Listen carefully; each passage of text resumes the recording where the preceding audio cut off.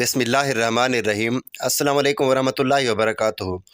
دوستو، مختار ثقفی کو حضرت عبداللہ بن زبیر رضی اللہ تعالیٰ عنہ نے کیوں قتل کروایا؟ آج جب مختار ثقفی کا سر عبداللہ بن زبیر رضی اللہ تعالیٰ عنہ کے سامنے پیش کیا گیا تو انہوں نے مختار ثقفی کے بارے میں کیا فرمایا؟ محترم ناظرین، تاریخ اسلامی میں ایسی متضاد شخصیات بہت کم دیکھنے کو ملتی ہیں جن کو ہر تاریخ دان اور ہر راوی نے ایک مختلف زاویے سے بیان کیا ہو،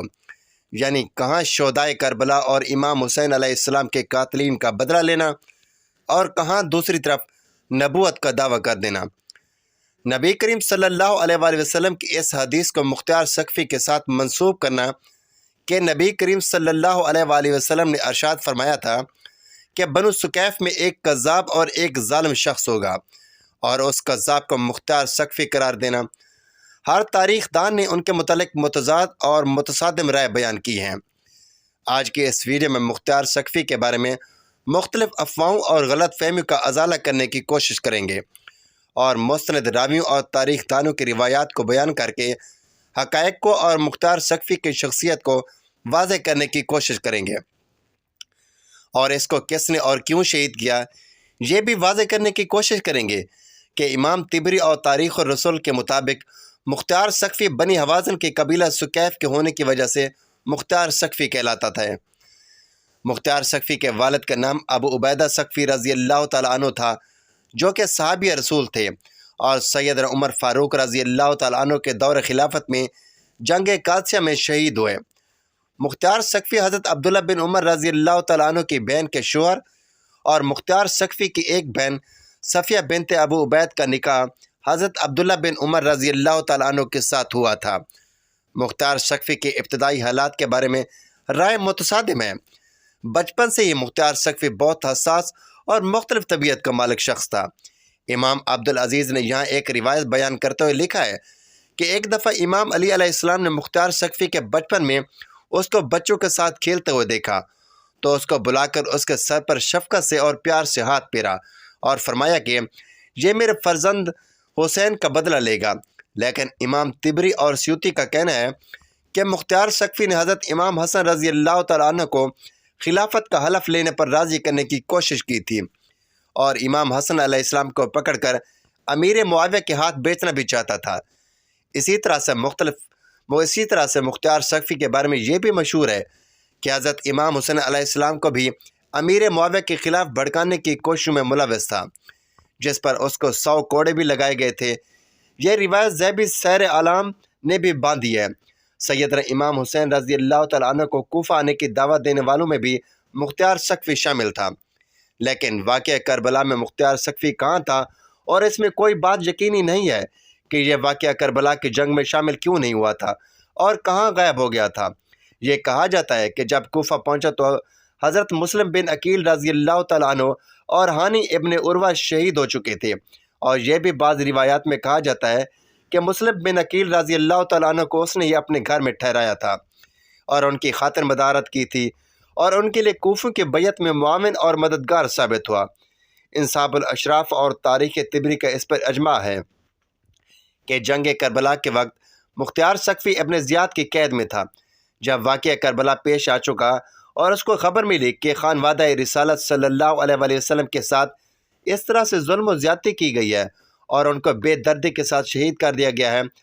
تو مختار ثقفی نے قسم کھائی کہ وہ قاتلین حسین اور ان کے خانوادہ کا بدلہ ضرور لے کر رہے گا۔ ابن زیاد کی قید سے اس کے بہنوئی حضرت عبداللہ بن عمر رضی اللہ تعالیٰ عنہ کی وجہ سے قید سے رہائی ملی، اور اس نے کہا کہ میں 3 دن سے زیادہ کوفے میں نہیں رہوں گا۔ اس لیے مختار ثقفی وہاں سے نکل کر مکہ مکرمہ آیا اور اس نے حضرت عبداللہ بن زبیر رضی اللہ تعالیٰ عنہ کی بیعت کی۔ پھر جب یزید کی ہلاکت کی خبر ملی تو یہ عبداللہ بن زبیر کی بیعت توڑ کر واپس کوفہ آ گیا، اور ابن زبیر رضی اللہ تعالیٰ عنہ نے عبداللہ ابن متی کو کوفہ کا کمانڈر مقرر کر دیا۔ تو مختار ثقفی نے ان سے مقابلہ کیا اور مقابلہ کر کے کامیابی حاصل کر کے کوفے پر اپنی حکومت قائم کر لی۔ یہ بات تاریخ ابن خلدون میں درج ہے۔ حاکم بننے کے بعد مختار ثقفی نے حضرت امام حسین علیہ السلام کے قاتل کو قتل کرنے کا اعلان کیا، اس لیے شمر ابن ذیل جوشن، خولی ابن یزید، عمر ابن سعد اور عبیداللہ ابن زیاد کو قتل کیا۔ لیکن تاریخ الخلفاء اور جہری ابن نو کے مطابق اس واقعے کے فوراً بعد اس نے نبوت کا دعویٰ بھی کر دیا تھا۔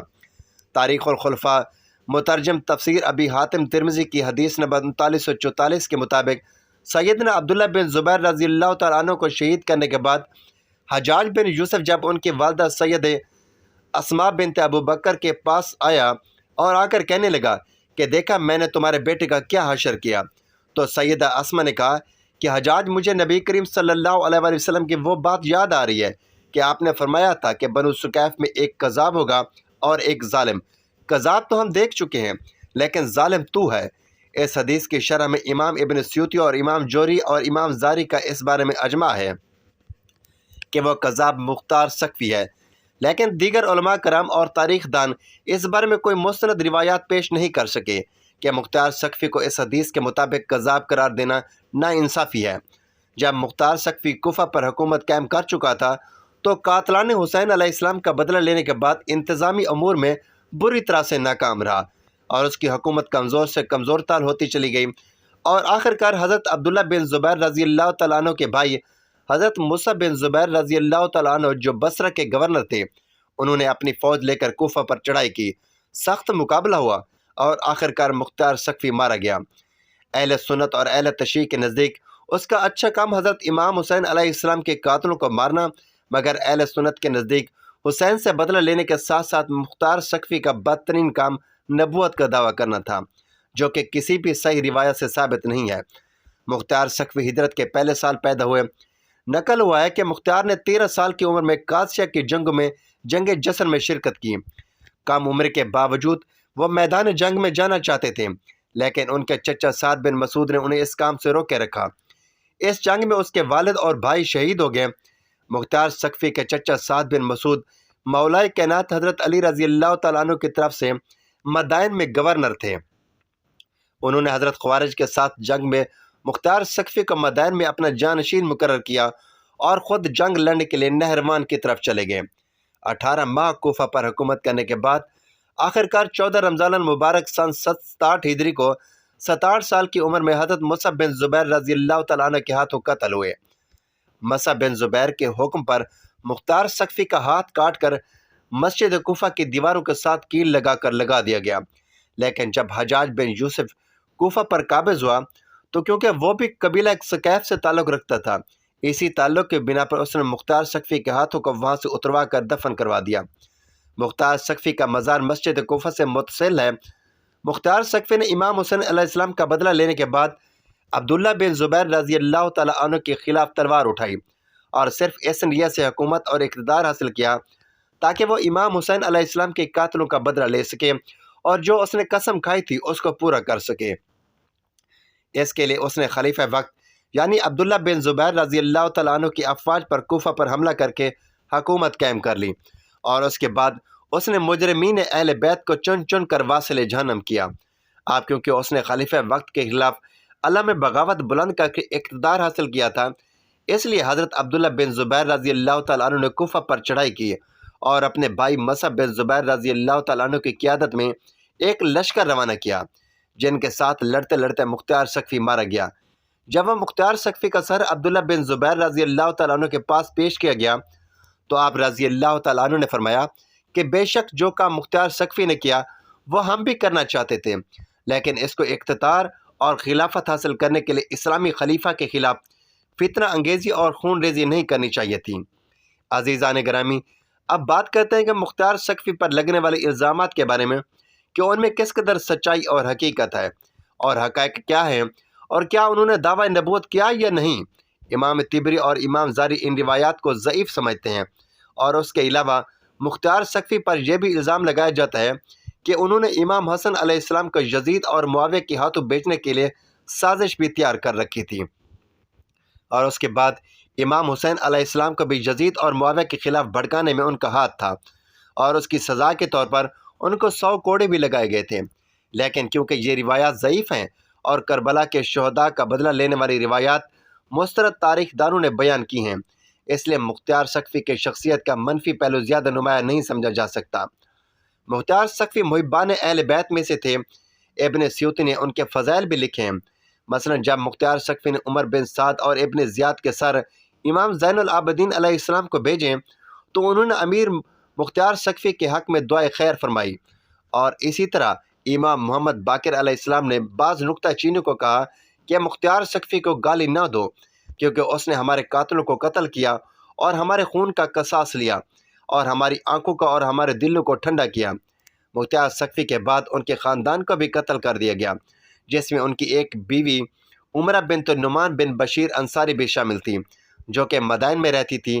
ان سے مصعب بن زبیر رضی اللہ تعالیٰ عنہ کے حکم پر قتل کیا گیا۔ ابن حجر کی تصنیف تکاب الارم میں ہے کہ مصعب نے مختار سقفی کی بیوہ عمرہ سے پوچھا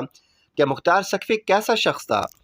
تو عمرہ نے کہا خدا اس پر رحم کرے، امیر مختار سقفی خدا کے نیک بندوں میں سے ایک بندہ تھا۔ پھر مصعب نے اسے قید کر لیا اور اپنے بھائی عبداللہ بن زبیر رضی اللہ تعالیٰ عنہ کو لکھا کہ اس نے دعویٰ کیا ہے کہ اس کا شوہر مختار سقفی نبی تھا، اور عبداللہ بن زبیر نے کہا کہ اسے مار دو، تو مصعب بن زبیر نے اسے مار ڈالا۔ مگر کوفہ میں رہنے والی امیر مختار سقفی کی بیوی نازیہ بنت سمرہ بنت جندب کو مصعب بن زبیر نے معاف کر دیا۔ ناظرین، یہ تھی ہماری آج کی ویڈیو۔ اچھی لگی ہو تو ویڈیو کو لائک کریں، شیئر کریں، چینل کو سبسکرائب کریں، اور کمنٹ باکس میں اللہ تعالیٰ کے 99 ناموں میں سے ایک نام ضرور ٹائپ کریں۔ اگلی ویڈیو تک کے لیے اجازت دیجیے۔ اللہ حافظ۔